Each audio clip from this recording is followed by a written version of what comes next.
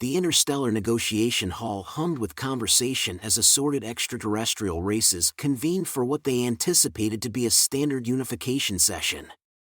The hall, with its towering crystal domes and hovering holographic interfaces, accommodated envoys from across the cosmos. "Now, let's address the subject of Terrans," declared Envoy Vrel, his see-through appendages quivering with barely hidden mirth. The term Terrans slipped from his voice converter as if he were referring to a notably entertaining animal. A symphony of clicking laughter reverberated around the hall.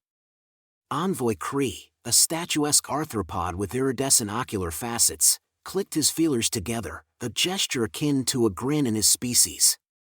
Ah yes, the two-legged beings who still revel in their faster-than-light travel achievements, how charming. "Did you know," chirped Representative Pix, her plumage crest elevating in enthusiasm, "they still utilized ballistic weaponry, actual physical projectiles? Can you fathom that?" The assembly of cosmic delegates resumed their amicable jeering, sharing tales of Terran accomplishments as though they were discussing a child's primitive art. Holograms showcased various Terran technologies, each met with more patronizing remarks. "They're quite pleased with their atomic synthesis," noted Envoy Atrix, sparking another bout of clicking mirth. "Should we inform them that we employed that for culinary purposes 10 millennia ago?" The entryway to the hall slid open silently, pausing the jovial atmosphere as a Terran male strode in, clad in the formal attire of the United Earth Alliance. His identification labeled him James Rodriguez, Terran military envoy.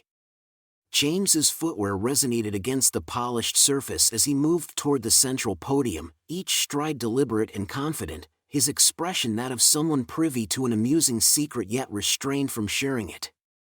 "Ah, the Terran delegate arrives," Envoy Zell declared, his appendages undulating in what he believed was a welcoming motion.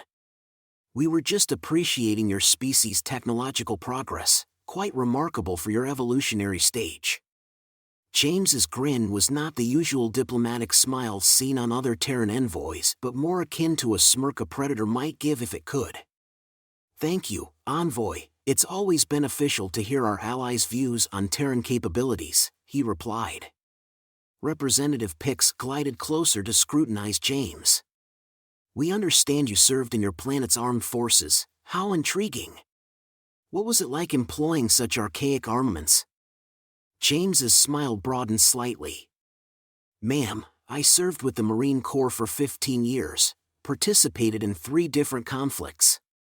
But, what's truly fascinating," he paused, scanning the hall, "is that none of you have queried why we have numerous regulations governing how we conduct warfare." The hall quieted down, the background murmurs ceasing as James's words lingered. Envoy C's feelers twitched. Regulations for combat?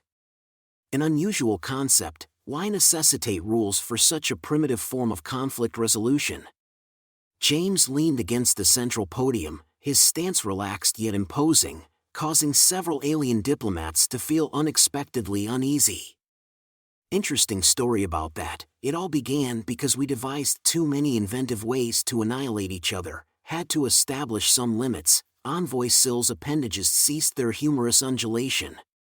"Inventive methods, indeed," James agreed, his eyes gleaming with suppressed amusement. "In fact, if you're interested, I'd be eager to discuss why we had to specifically outlaw certain armaments and tactics. It's quite a historical narrative." The hall fell utterly silent, previous mockery forgotten, as James retrieved a data pad. "Shall we start with the basic war transgressions or delve directly into the more intriguing aspects that necessitated new statutes?" Envoy Zriel's translator might have malfunctioned, for surely the Terran wasn't insinuating. "Perhaps we should commence with your foundational military procedures," he proposed weakly. "Nah," James dismissed with a wave of his hand, "let's begin with why we had to restrict inventive uses of white phosphorus. That's always a captivating tale at gatherings." The assembled diplomats exchanged uneasy looks. Suddenly, the Terran didn't seem so primitive. Envoy Kree stepped forward, eager to steer the dialogue to safer grounds.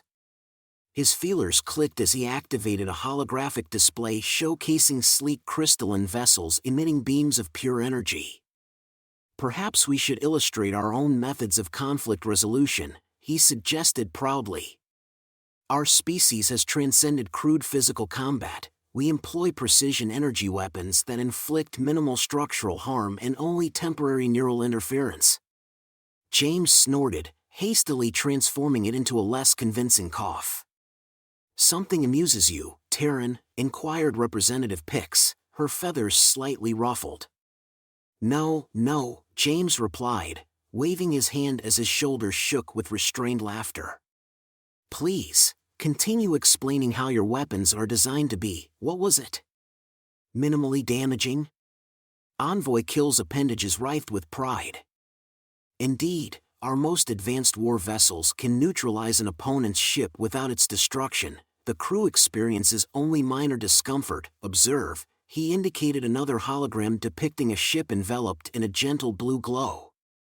James lost it, his laughter resounding through the hall, echoing off the crystal walls. Several alien diplomats recoiled, startled by the sudden outburst. "I'm sorry," he gasped, wiping tears from his eyes, "but you're telling me you deliberately made your weapons less lethal, and you think that's advanced?" "Of course," Envoy Cree affirmed staunchly, "it demonstrates our evolutionary superiority. Our conflicts end with minimal casualties." James straightened, still chuckling. Right. Hey, quick question, you folks ever heard of something called shotgun spread? Or better yet, carpet bombing?" The aliens exchanged confused glances. "Oh, here's a fun one," James continued, pulling up his own holographic display. "This is what we Terrans call a claymore mine. See, the interesting part isn't just that it explodes, it's the pattern of the shrapnel dispersion." The chamber grew uncomfortably quiet as James began illustrating in the air. "Now, the really clever bit is the engineering behind the fragmentation." Envoy Zill interrupted, his appendages now a pale shade of gray. "Surely your species has advanced beyond such methods." "Oh, absolutely," James nodded earnestly. "These days, we've got much more fascinating devices. Interested in our developments in autonomous drone swarms, or perhaps our experiments with sonic weapons?" Representative Pix's crest deflated slightly. "Sonic weapons? Yeah, see, we figured out that certain frequencies can liquefy your internal organs. Fascinating stuff, really. Though personally, I'm more impressed by our advancements in thermobaric explosives, the kind that create a vacuum so powerful it ruptures your lungs." The alien diplomats watched in growing dismay as James enthusiastically explained Terran weapon development with the same tone one might use to describe a favorite hobby. "But wait," Envoy Cree interjected, his ocular facets flickering rapidly, "your official reports indicate your military technology is still nascent." James grinned. "Oh, man, you actually believe those reports? That's adorable. Hey, want to know why we had to outlaw biological weapons? This is a great story, back in the first global conflict." Perhaps Envoy Sill cut in quickly, his voice converter crackling with stress. "We should take a brief recess." "Already? But I haven't even gotten to explain how we weaponize the weather. Did you know you can induce seismic events if you try hard enough?" The alien diplomats began retreating slowly as James displayed more holograms, each showing increasingly disturbing examples of Terran military ingenuity. "And this," he pointed to a particularly complex diagram, "is just what we concocted for amusement. You should see what we developed when we were actually trying to exterminate each other." "Your species," Representative Pix asked hesitantly, "develop these weapons for entertainment?" "Well, sure, nothing unleashes Terran creativity like figuring out new methods to cause destruction. Speaking of which, have you heard about our space weaponry programs? Because let me tell you about kinetic bombardment." Envoy Sill's translator definitely wasn't malfunctioning now as it captured James's fervent descriptions of transforming satellites into weapon platforms. But your species claims to be peaceful, protested Envoy Cree. James's smile turned predatory. Oh, we are peaceful, very peaceful. We just like to ensure we have alternatives, you know, just in case. Would you like to hear about our contingency plans? The chamber erupted in panicked whispers as the alien diplomats began urgently updating their species threat assessments. In the center of it all, James Rodriguez stood with his hands in his pockets, whistling what sounded suspiciously like a martial tune. Don't worry, he called out to the departing envoys. I haven't even gotten to the really good stuff yet. Envoy Zill, having somewhat regained his composure during the brief recess, raised his appendages for attention. Perhaps, Terran Rodriguez, you could elucidate these rules of warfare you mentioned earlier, the Geneva stipulations? James brightened. Sure, it's pretty simple, really. See, we kept devising so many inventive ways to annihilate each other that eventually someone suggested, hey, maybe we should set some boundaries. Representative Pix nervously preened her feathers. And these boundaries were basic stuff, really.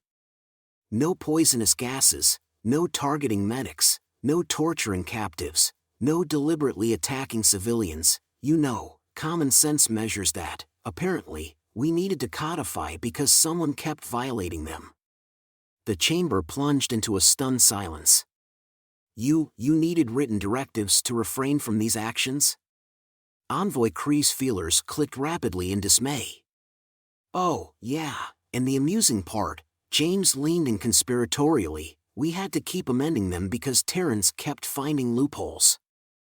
Envoy XR's color shifted to a sickly pale shade.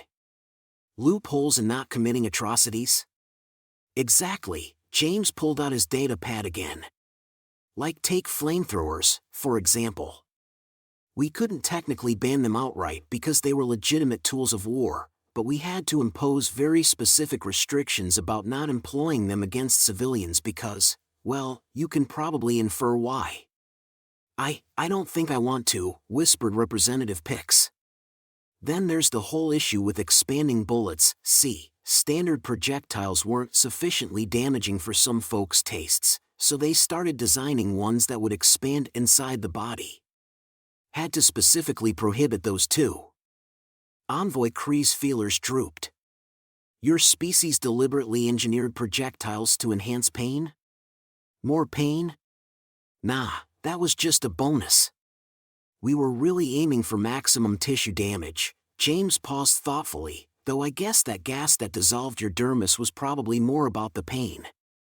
Several alien diplomats looked as if they might be ill, assuming their species possessed that capability. But hey, James continued cheerily, that's why we established the rules, though it did lead to some lively debates. Like, technically, you're not permitted to use serrated bayonets because they inflict unnecessary suffering, but smooth bayonets are perfectly acceptable. Your species, Envoy Sill said slowly, needed to specify the kind of blade you could attach to your projectile weapons? Knife? James laughed. No, a bayonet's way bigger than a regular knife. Want to see the diagrams for optimal penetration angles? No, several diplomats chorused simultaneously. Your loss. The field manual illustrations are fascinating, especially the ones about proper technique for, well, never mind, probably best not to delve into that before a meal. A youthful diplomatic aide hurried up to Envoy Cree, whispering urgently. The envoy's ocular facets widened. Our research team just unearthed references to something called the Hague Conventions. These were different rules. Oh man, James grinned, those were the preliminary rules. See, before we got to Geneva we had to establish basics like not employing harpoon weapons, not shooting surrendering soldiers, not bombarding undefended towns, you know, the really evident stuff that wasn't evidently clear enough. The aide swooned. But the best part, James continued, oblivious to the mounting anxiety around him, we had to make these rules retroactive because each time there was a conflict, someone would invent some new horrific method and everyone would remark, wow, We should probably forbid that for the next occasion. Next time? Envoy SHR's voice synthesizer crackled. You formulated rules assuming there would be a subsequent time? Well, yeah, I mean, we're not barbarians. We like to know what's permissible and what isn't before we commence fighting. James paused, though I suppose the entire affair with the war crime tribunals after the second global conflict demonstrated that some individuals weren't really heeding the rules. There were so many breaches you necessitated special trials. Special trials, new classifications, updated definitions. Listen, you haven't truly experienced life until you've sat through a 3-hour lecture on the specific legal distinction between a legitimate military target and protected civilian infrastructure, James chuckled. The PowerPoint presentations alone could probably qualify as psychological warfare. The hall had grown so quiet you could hear the soft whirring of environmental systems. But hey, James said brightly, at least we're progressing. These days, most nations mostly adhere to most of the rules most of the time, usually, unless they think they can circumvent them, or they're really incensed, or bored, or it's Tuesday. Envoy Israel's appendages had completely lost their color. Your species concocted such horrific weapons and strategies that you required multiple international accords just to establish basic limits on warfare, and you still sometimes disregard them?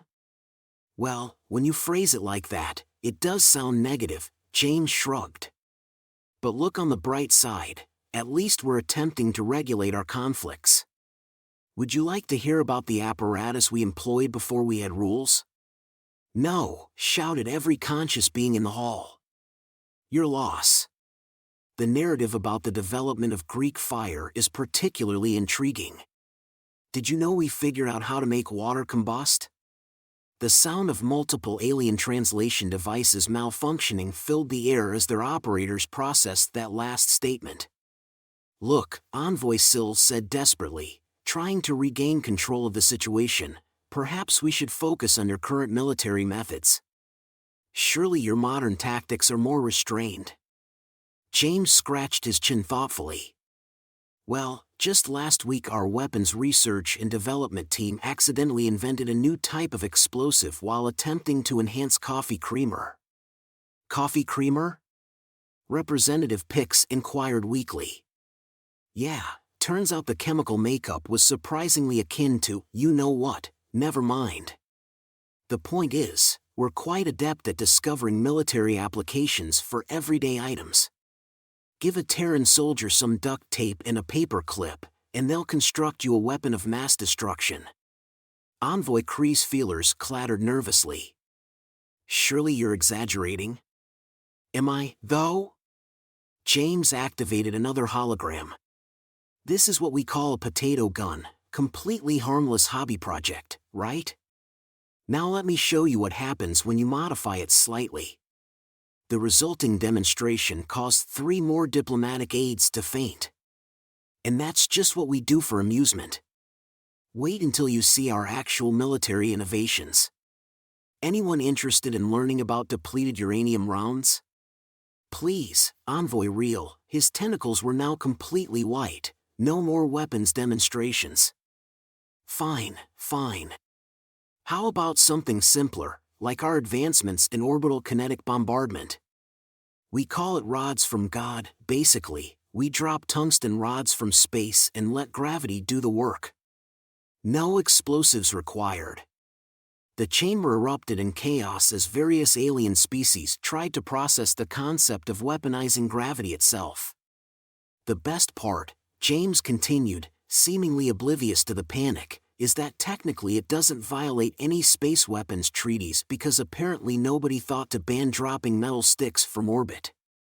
A frantic diplomatic aide rushed in with a data tablet. Envoy Sill, our analysts just completed processing their report on Terran weapon development patterns. Envoy Sill asked, dreading the answer, they say Terrans have weaponized nearly every scientific discovery they've ever made, even their medical advancements have military applications? James nodded enthusiastically. Oh yeah, you should see what our pharmaceutical companies can do when they put their minds to it. Did you know we initially developed superglue for sealing battlefield injuries? The aide made a strangled noise and fled the chamber. But my personal favorite, James said, warming to his subject, is how we figured out you could use weather satellites for targeting systems. Talk about dual-use technology. Envoy C's compound eyes started rapidly changing colors. Your species weaponized weather monitoring equipment? Well, yeah, we pretty much weaponized everything eventually. It's kind of our thing. Give us any new technology, and within a week, someone will figure out how to make it explode. Representative Pix's feathers were now completely flat against her body. Even peaceful technologies? Especially peaceful technologies, those are the best ones to weaponize because nobody expects it. Like that time we figured out you could use commercial GPS systems to guide missiles. The chamber's emergency alert system suddenly blared to life as multiple species simultaneously upgraded humanity's threat assessment level. Oh, come on, James protested over the noise. I haven't even gotten to the really creative stuff yet. Want to hear about our experiments with antimatter? Antimatter, several diplomats shrieked in unison. Just small amounts, barely enough to level a continent. James paused. That was a joke, by the way. Antimatter weapons are still theoretical, mostly, probably, we think. Envoy Sill's translation device gave up entirely and started emitting a high-pitched whine. Though if you really want to be impressed, James added helpfully, you should see what we can do with a microwave and some common household chemicals. Please stop, Envoy Cree finally shouted, his professional demeanor cracking completely. What? I'm just trying to be thorough in explaining our capabilities. Hey, did I mention we once accidentally weaponized silly string? That was a fun day in the lab. The chamber's emergency evacuation protocols activated as the alien diplomats finally reached their breaking point. As sirens wailed and emergency lights flashed, James stood in the center of the chaos, hands in his pockets, whistling cheerfully. Was it something I said? He called out to the retreating forms. I haven't even shown you guys our PowerPoint presentations yet. The sound of running feet and panicked aliens screaming was his only answer. 3 days after what was now being termed the Rodriguez episode, the Galactic Council convened an emergency session to update humanity's classification in their species database. Envoy Sill, still appearing somewhat pallid, stood before the MBL representatives.